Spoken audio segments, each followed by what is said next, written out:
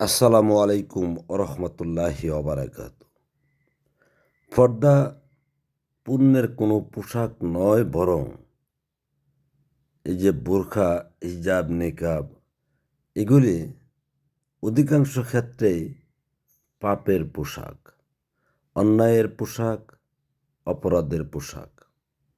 বিশ্বাস না হলে দেখুন, বাংলাদেশের আন্দোলনের টাইমে অনেক পুরুষই এই বোরখা পরে অরাজকতা কাম করে গেছেন।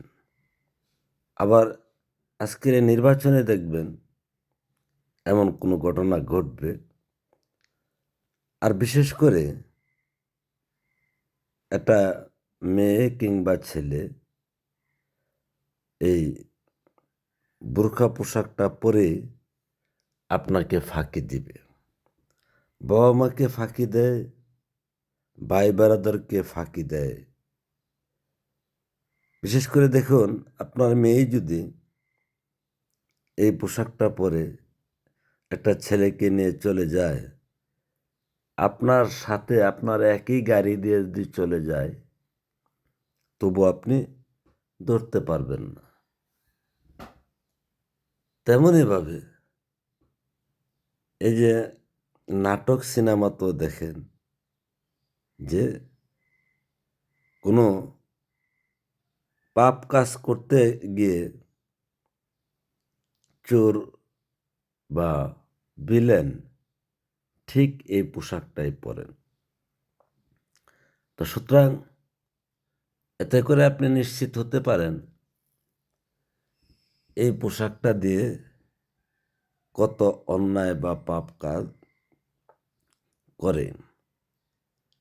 এখন দেখুন, এই পর্দা পোশাকটা দিয়ে সমাজে কী ধরনের পুণ্যের কাজ হচ্ছে, ভালো কাজ হচ্ছে, কেউ কি বলতে পারেন? কেউ বলতে পারবেন না। জাস্ট খালি বলবেন যে মুখ ডেকে রাখে, শরীর ডেকে রাখে। এই যে এখানে আপনারা মুখ খুলে সবাই বসে আছেন, এতে করে কি পাপ হচ্ছে?